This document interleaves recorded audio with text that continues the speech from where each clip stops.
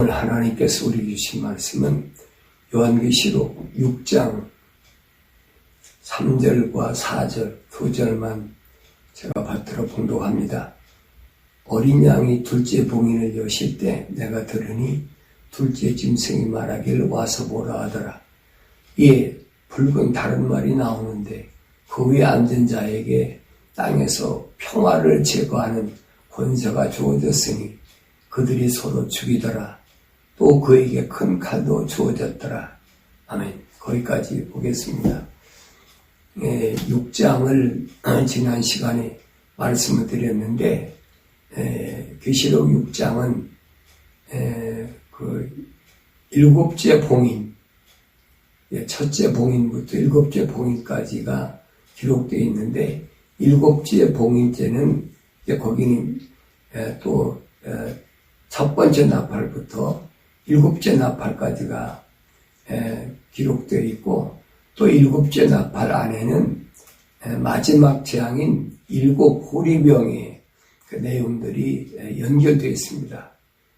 그러니까 일곱째 봉인을 딱 열고 그걸로 끝나고 그 다음에 첫째 나팔부터 또 일곱째 나팔까지 불고 또 일곱째 나팔 딱 끝나고 또 첫째 봉인부터 일곱째 봉인까지 그렇게 되는 것이 아니라 6장에 기록되어 있는 여섯째 봉인 그리고 일곱째 봉인 안에 이미 그 첫째 나팔부터 일곱째 나팔까지가 연결되어 있습니다. 그러니까 어느 것이 하나 끝나고 연결된 것이 아니라 그 안에 다 포함되어 있다는 얘기예요. 그래서 계시록 6장에 보면은 4대 병마가 나오는데 지난번에 말씀드린 흰 말이 나오고 두 번째 오늘은 이제 붉은 말이 나오고 그 다음에 검은 말이 나오고 네 번째는 창백한 말이 나오는데 이 네 말에 대한 그 내용이 계시록 6장부터 이제 소위 말하면 7년 환란 전체를 말해주고 있다는 얘기입니다. 그러니까 우리가 계시록을 공부할 때 순서 있게 단계적으로 공부를 하지 않으면 혼란해져서 잘 구분이 안 돼요. 그러니까 오늘은 두 번째 오늘 본문에 기록된 보면은 붉은 말이 나온다 그랬어요. 붉은 말이 나온다. 그래서 4절에 보면 이에 붉은 다른 말이 나오는데 그 위에 앉은 자에게 땅에서 평화를 제거하는 권세가 주어졌으니 그들이 서로 죽이더라. 또 그에게 큰 칼도 주어졌더라. 그렇습니다. 지난번에 말씀드린 흰말 위에 탄 자, 면류관을 쓴 흰말 위에 탄 자는 지난 시간에 말씀드렸어요. 두 증인이 7년 대환란 기간 가운데 전 3년 반 동안의 사역자다. 그렇게 말씀드렸습니다. 전 3년 반 동안에 이 두 증인이 사역을 하는데 무슨 사역을 하느냐. 영원한 복음을 가지고 이제 목숨을 걸고 사역하는 그런 모습이 계시록 11장에 가면 자세히 기록되어 있습니다. 둘째 봉인을 여실 때 보니까 땅에서 어떤 일이 일어날 것인가 하는 걸 사도연하게 오늘 하나님께서 보여주셨는데 거기 보니까 붉은 다른 말이 나왔다 그랬습니다. 붉은 다른 말이 나오는데 그러니까 이 붉은 다른 말은 흰 말이 변해서 붉은 말이 된 것이 아니에요. 종류가 다릅니다. 그러니까 이 붉은 말이 나오는데 이 붉은 말 위에 앉은 자에게 주어진 것이 뭐냐? 평화를 제거하는 권세를 주어졌다. 그래서 평화. 우리가 평화하면 늘 누구나 다 좋아하는 거지요. 근데 그 평화를 제거하는 권세를 주어졌다. 그러니까 평화가 없어지면 뭐 하느냐? 평화가 제거된다 그러면 그 다음에 뭐가 오겠습니까? 그건 전쟁이지요. 세상은 그렇잖아요. 전쟁 아니면 평화. 둘 중 하나잖아요. 근데 이제 그동안 우리가 평안하게 살아온 그 모든 것들이 이제 일시에 다 끝나버리고 전쟁이 이제 일어난다는 겁니다. 그래서 예수님께서도 마지막 때 일어난 사건을 말씀하신 마태복음 24장 4절에 보면 예수께서 그들에게 대답하여 말씀하실 아무도 너희를 미혹하지 못하도록 주의하라. 많은 사람이 내 이름으로 와서 내가 그리스도라고 말하며 많은 사람을 미혹하리라. 또 너희는 전쟁과 전쟁의 소문을 들을 것이라. 그러나 걱정하지 말라. 이는 이 모든 일들이 반드시 일어나겠지만 아직 끝은 아니기 때문이라. 민족이 민족을 대적하고 나라가 나라를 대적하여 일어나겠으며 기근과 역병과 지진이 여러 곳에서 있을 것이라. 전쟁이 난다고 해서 끝은 아니라는 거예요. 그러나 분명한 것은 여기를 보면 평화를 제거하는, 그래서 평화를 제거하는 권세가 주어졌다.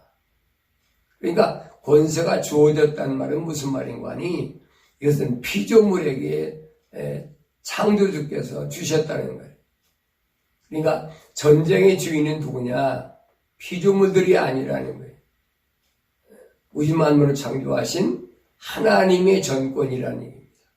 사람이 마음대로 할 수 있는 것이 전쟁이 아닌 것을 우리에게 다시 한번 보여주고 있습니다. 그래서 4절에서 아무도 너희를 미혹하지 못하게 하라 그랬습니다. 이 말씀은 첫째 봉인을 여실 때에 두 증인이 등장하는데 그때 두 증인은 영원한 복음을 증거하기 때문에 적그리스도와 거짓 선지자들의 엄청난 방해를 받습니다. 그러니까 그 방해가 뭐냐? 못 듣게 미혹하는 거예요. 두 증인의 영원한 복음을 듣지 못하게 방해하는 것이 소위 말하는 적그리스도의 하수인인 거짓 선지자들의 사명이라고 해도 되겠죠. 그래서 될 수 있으면 그런 말을 못 듣게 합니다.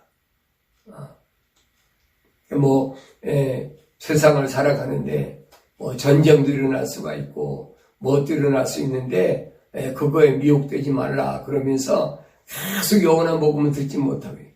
그래서 두 증인이 사역을 보면 지난 시간에 말씀드렸죠. 정복하고 정복하려고 하더라 그랬습니다.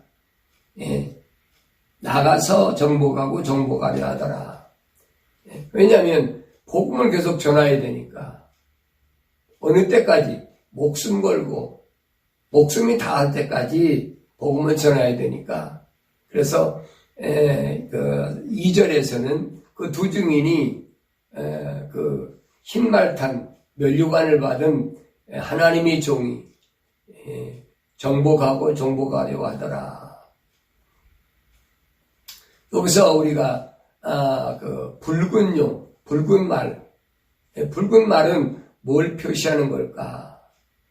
붉은색은 사탄의 세력과 연관되어 것을 우리가 알아야 됩니다.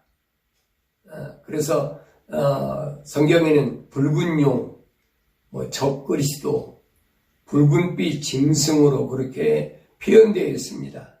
우리가 계시록 12장 3절에 보면 또 하늘에 또 다른 이적이 나타났으니 보라 커다란 붉은 용 한 마리가 있는데 7 머리와 10뿔이 있고 그 머리들 위에는 7 왕관이 있더라. 그가 나를 영 안으로 계시록 17장 3절에 보면 그가 나를 영 안에서 광야로 이끌어가니라. 또 내가 보니 한 여자가 주홍빛 짐승 위에 앉아 있는데 그 짐승은 하나님을 모독하는 이름들로 가득하고 7 머리와 10뿔을 가졌더라 그랬습니다. 그래서 계시록 12장에는 이제 그 붉은 용이 7 머리와 10뿔을 가졌다고 그랬는데 계시록 17장에 가서 보면은 그 붉은 용이 여기 보니까 한 여자가 주홍빛 짐승 위에 앉아 있는데 그랬습니다. 주홍빛 짐승. 여러분 여기서 한 여자는 뭘 가르치느냐? 적그리스도를 가르치는 거예요. 그래서 그 짐승은 어떤 모습이냐? 하나님을 모독하는 이름들로 가득하고 7머리와 10뿔을 가졌더라 그랬어요. 그래서 그 하나님의 진노도 보면은 붉은빛을 상징하는 계시록 4장 3절에 보면 홍보수고로 이렇게 나와 있습니다. 그런데 우리가 여기서 주의해 볼 것은 이 붉은 말을 탄 자가 주인이 아니라는 거예요. 이 붉은 말을 탄 자는 평화를 제거하는 권세가 주어졌기 때문에 그런 피조물이라는 겁니다.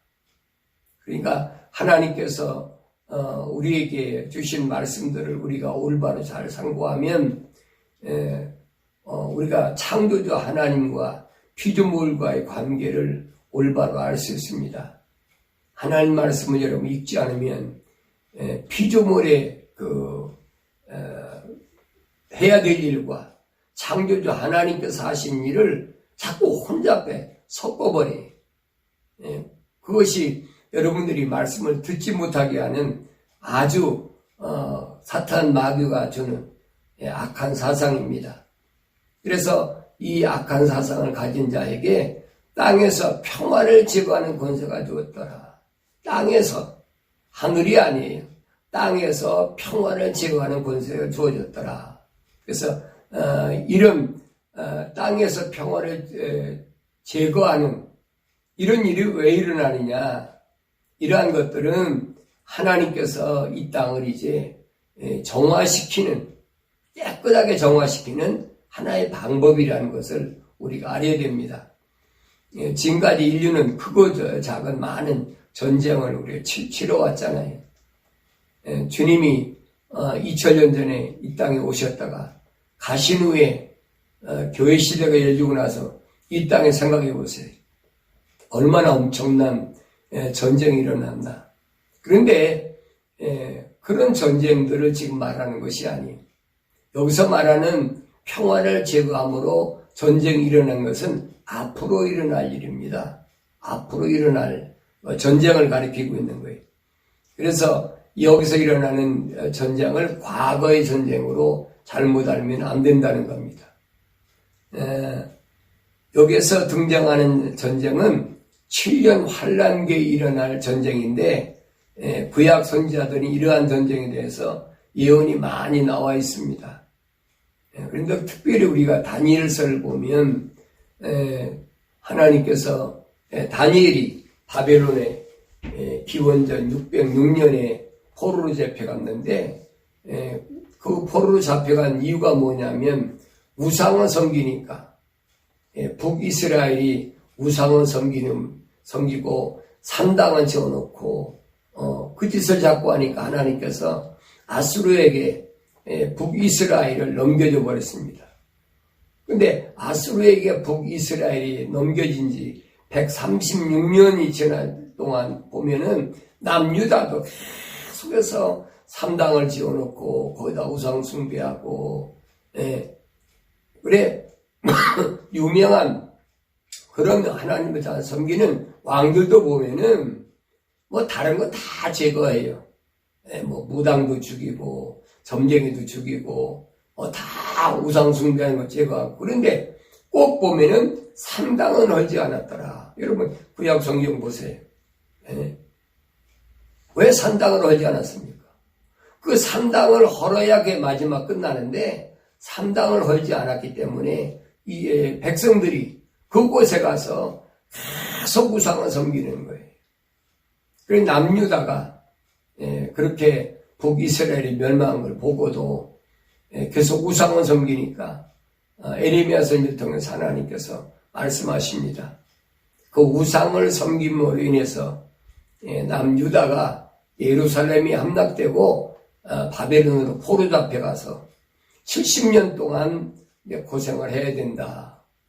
그래 에레미야 선지자가 그 예언을 했다고 해서 에레미야 선지자를 감옥에 가두고 매질을 하고 별짓 다 하잖아요. 근데 에레미야 선지자가 살아있는 동안에 그 사건이 벌어져 버렸어요. 시드기야 왕한테 분명히 말하잖아요. 지금의 정신 차리고 바벨론으로 포로 잡혀가는 것은 하나님의 그 진노니까 바벨론에 가서 죽지 않고 살 수 있으니까 절대 가라고 얘기를 해도 듣지를 않습니다. 그래서 애굽으로 도망가려고 하다 결국은 시드기야가 눈앞에서 두 아들이 비참하게 죽음을 당하고 시드기야는 눈알에 빠져버렸잖아요. 그래서 약 19년 석 달 열흘 동안 예루살렘이 완전히 함락되어 버렸어요.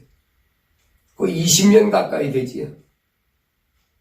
자, 그리고 다니엘서 9장에 보면 이제 다니엘이 그때가 청소년이었으니까 10대쯤 됐겠지요. 10한 5, 6세 됐겠나. 그런데 70년이 다 차고 이제 60한 7, 8년 정도 됐을 때 다니엘이 뭘 기억하는 거 아니? 에레미야 선지를 통해서 약속하신 하나님 말씀을 기억하고 하나님께 기도합니다. 다니엘서 9장에 그거예요. 그때는 다니엘의 나이가 벌써 80이 넘어서 90 고령이지요. 근데 하나님께 기도합니다. 하나님 에레미야 선지를 통해서 약속하신 70년이 이제 2, 3년 1, 2년밖에 안 남았는데 하나님 기억하시고 약속하신 대로 예루살렘으로 다시 귀환하는 그런 역사를 위해서 기도합니다. 그때 하나님께서 다니엘에게 뭘 주시냐면 70일이라는 기한을 주세요. 내가 내 백성을 위해서 70일의 기한을 뒀다. 그래서 거기 7일에와 60일에가 지나면 69일에지요. 69일에가 지나면 누가 오느냐? 메시아가 온다. 기름 부은 자가 온다. 기름 부은 자가 오면 그 기름 부은 받은 자가 끊어지고 죽는다는 얘기예요. 다시 말하면 예수님이 오셔서 하나님의 자녀들을 위하여 십자가에 못 박혀 죽으실 것을 이미 예언했어요. 한 500년, 600년 전에 예언했습니다. 그러고 나서 나머지 그러면 한 일에 7년이 언제냐 하는 거예요. 예수님 십자가 못 박혀 죽으시고 또 사흘 만에 부활하셔 40일 승천하시고 난 후에 교회 시대가 열렸는데, 그러니까 이스라엘의 역사는 거기서 끊어져 버렸어요. 역사의 맥이 끊어져 버리고 말았어요. 그리고서 교회 시대가 2000년 동안 지금 이어져 오고 있습니다. 그리고 마지막에 한 일에 7년이라는 것을 이제 오늘 요한계시록에서 말씀하고 있는데, 요한계시록을 보면 이제 11장에서 두 증인이 3년 6개월 동안 1260일 동안 이제 사역을, 영원한 복음을 위하여 사역을 하는데, 그 1260일이 뭐 하는 날이냐? 늘 말씀드리죠. 그때가 전3년 반은 교회를 알곡과 쭉정으로 가르는 기간이다. 그래서 알곡과 쭉정으로 가르는데, 그때 두 증인이 나와서 영원한 복음을 계속 전하는 겁니다. 그 영원한 복음 전하는 건 무한정 전하는 게 아니에요. 그 사람 수명이 닿을 때까지 전하는 게 아닙니다. 성경에 보면 1260일 동안 복음을 전하게 됐어요. 복음을 전하고 그 1260일 동안 두 증인이 복음을 전할 때는 아무도 그것을 막지 못합니다. 심지어는 입에서 막 불이 나와서 그걸 방해하는 사람 죽이게 되어 있어요. 그리고 두 증인이 기도하면 3년 6개월 동안 비가 오지 않는, 물이 피로 변하는 그런 권세까지 줬다라고 성경에 약속해 놨습니다. 그 두 증인이 사역이 끝나면 무슨 사건이 벌어지냐? 후 3년 반이 넘어가는 거예요. 바로 후 3년 반이 넘어가면서부터 무슨 사건이 벌어지느냐? 여기 붉은 말 시대가 옵니다. 붉은 말 시대. 그래서 그때 전쟁이 일어난다. 우리가 그걸 알아야 됩니다. 그래서 다니엘서 9장 26절에 보면 62주 후에는 메시아가 끊어질 것이나 자신을 위해서가 아니요 또 장차 올 그 통치자의 백성이 도성과 성소를 파괴하리니 그 끝은 홍수로 뒤덮일 것이요 그 전쟁의 끝에는 황폐함이 정해졌느니라. 그래서 62주, 7주와 62주, 한 주가 남았죠. 그 한 주가 요한계시록 기록되어 있는 7년 환란 기간이라고 성경은 우리에게 그렇게 가르쳐 줍니다. 그러면 이 기간 중에 전쟁은 무슨 전쟁이 있느냐? 여기 보니까 유브라데 전쟁이라 그랬습니다. 유브라데 전쟁은 왜 일어나느냐?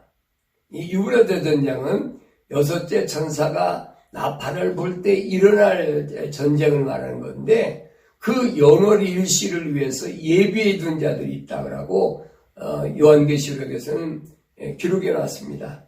요한계시록 9장 13절에 보면 여섯째 천사가 나팔을 불 때 내가 들으니 하나님 앞에 있는 금 제단에 네 뿔에서 한 음성이 나는데 나팔을 가진 여섯째 천사에게 말하기를 큰 강 유브라데스에 결박하여 놓은 네 천사를 풀어주라 하니 그 네 천사가 풀려나더라. 그들은 사람들의 3분의 1을 죽이려고 연월 일시를 위하여 예비해둔 자들이더라. 기병대의 수는 2억이니 내가 그들의 숫자를 들었노라.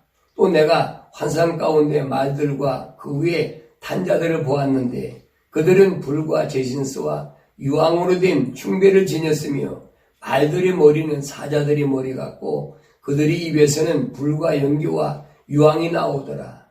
이 세 가지 즉 그들의 입에서 나오는 불과 연기와 유황으로 말미암아 사람들의 3분의 1이 죽더라 그랬습니다. 19절에 보니까 그것들의 힘은 그들의 입과 꼬리에 있으니 이는 그들의 꼬리가 뱀 같고 머리가 달렸으며 그것으로 상하게 함이더라. 그리고 이러한 재앙으로 죽지 않은 나머지 사람들은 자기들의 손으로 행한 행실을 여전히 회개하지 않고 마귀들과 보지도 듣지도 걷지도 못하는 금, 은, 동, 돌과 나무로 된 우상들의 경배하기를 그치지 아니하며 또 자기들이 살인과 마술과 음행과 도둑질을 회개하지 아니하더라. 하나님의 진노가 시작돼도 이들이 회개 안 해요. 회개할 수가 없지요. 회개는 인간이 마음대로 되는 게 아니에요. 하늘을 떠난 세상에 들어온 자들이 아버지 집을 그리워하며 회개하는 것이지요. 그래서 여기 보면 이 전쟁을 통해서 하나님께서 예비하신 걸 보면 얼마나 죽느냐, 그러니까 얼마나 그렇습니다. 이 세 가지, 즉 그들의 입에서 나오는 불과 연기와 유황으로 말미암아 사람들의 3분의 1이 죽더라. 사람들의 3분의 1이니까 여러분 지금 지구의 인구가 약 75억이라고 합니다. 75억의 3분의 1이면 여러분 얼마에 25억이 죽는다는 얘기예요. 그래서 이 25억을 죽이기 위해서 이 전쟁을 위해서 하나님께서 예비해 두신 걸 보니까 이때 전쟁에 동원되는 수까지 기록됐어요. 기병대의 수는 2억이니 내가 그들의 숫자를 들었노라. 아마 2000년 전에 AD 약 95년경에 사도 요한이 계시를 받았는데 그때 아마 숫자가 억 단위까지는 아마 사용하고 있었던 것 같아요. 그러니까 2억이란 그런 단어가 나오지요.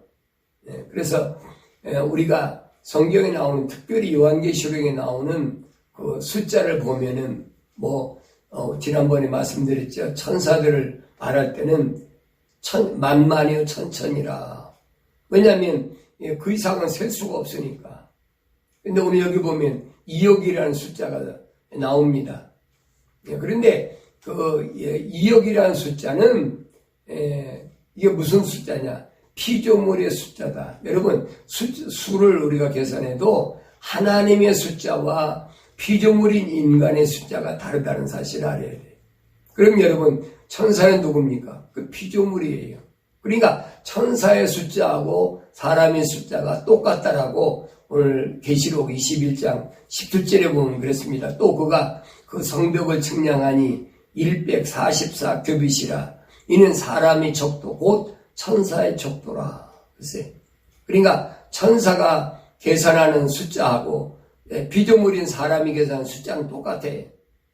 근데 하나님 숫자는 다르죠. 베드로가 그러잖아요.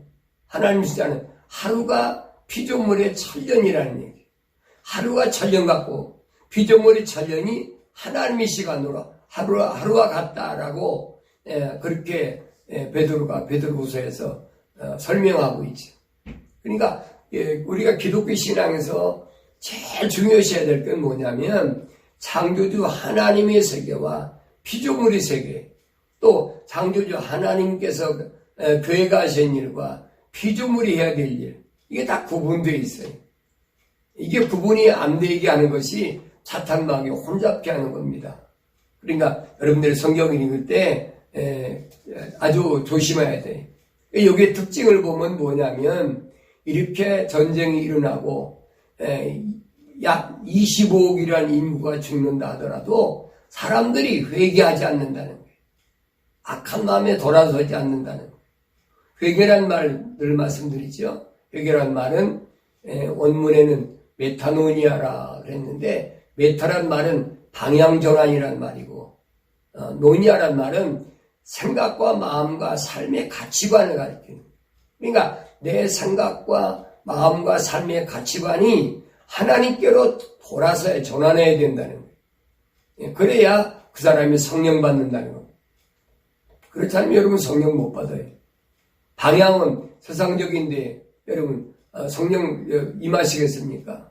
생각과 마음이 세상에 집착되어 있는데 여러분 성령 받고 성령 열매 맺겠습니까? 맺을 수가 없어요.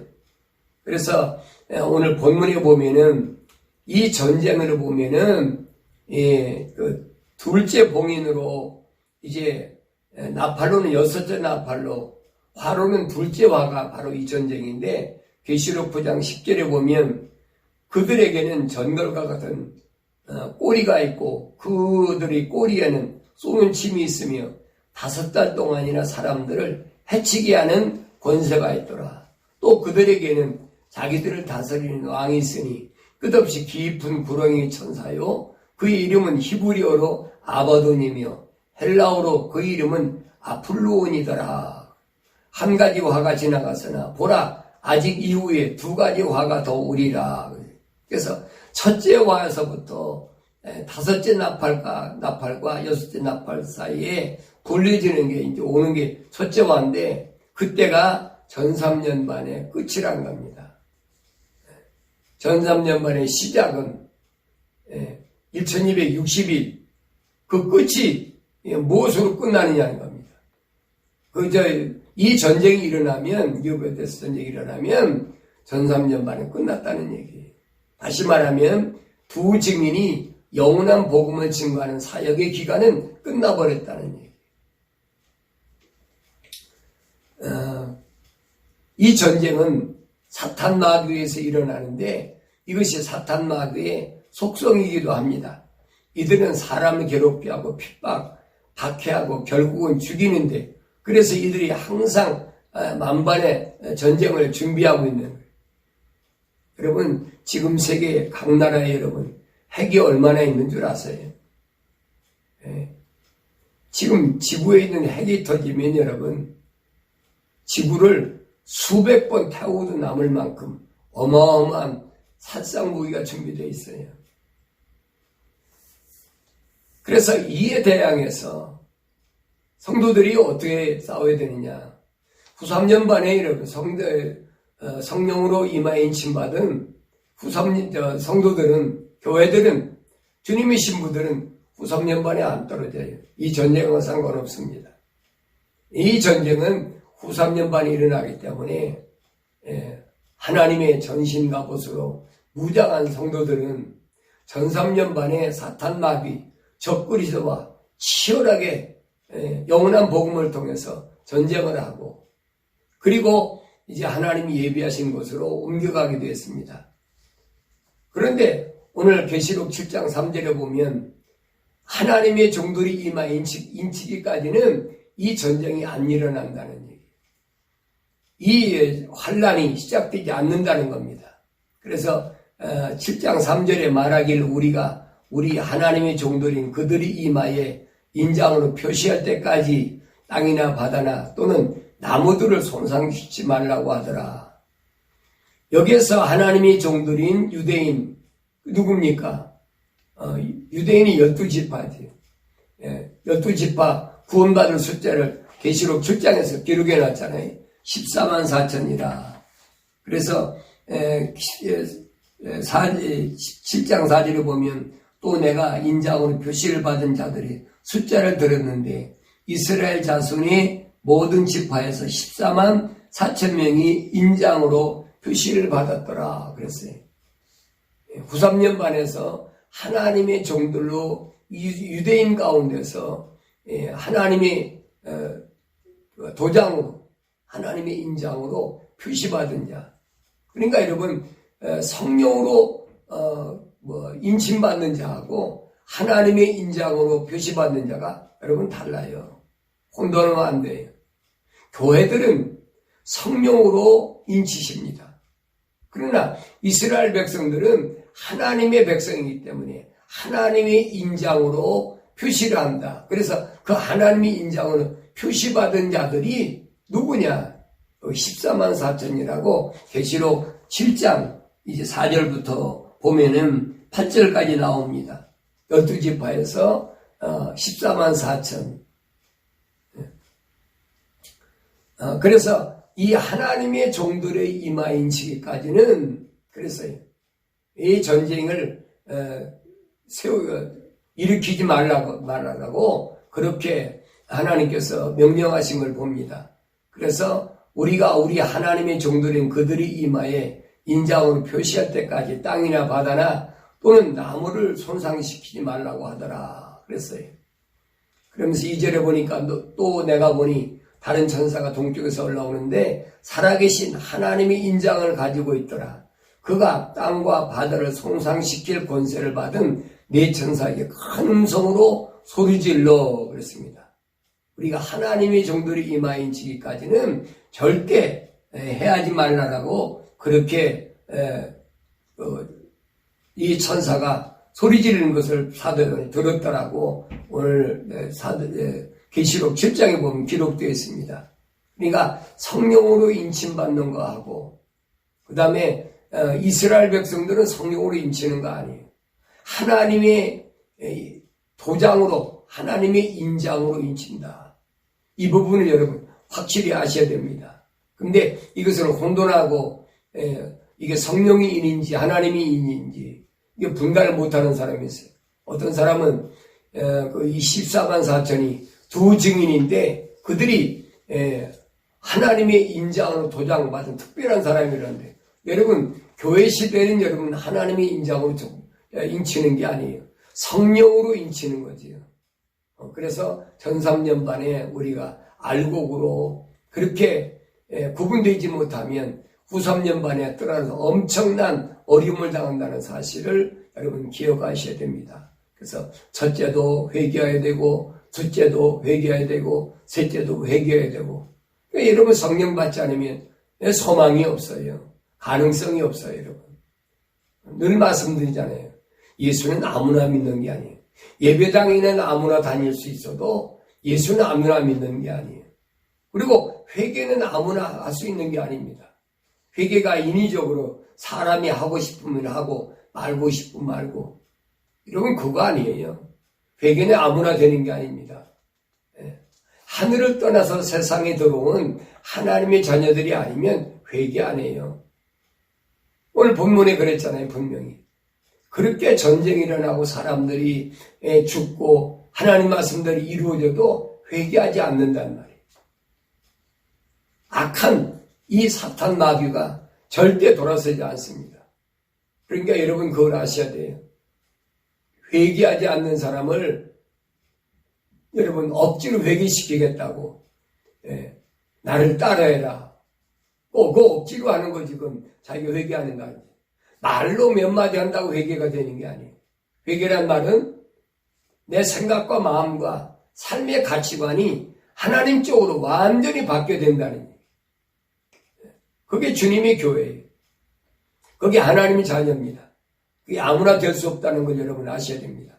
그래서 그렇게 된 사람들은 이 기간이 오늘 교회에 대해서 말씀하신 걸 보면 계시록 3장 10절에 보면 이 빌라델피아 지방에 있는 교회들에게 약속한 말씀인데 내가 나의 인내의 말을 지켰기 때문에 나도 시험의 때에 너를 지키리니 이는 온 세상에 임하여 땅 위에 사는 사람들을 시험하는 때라.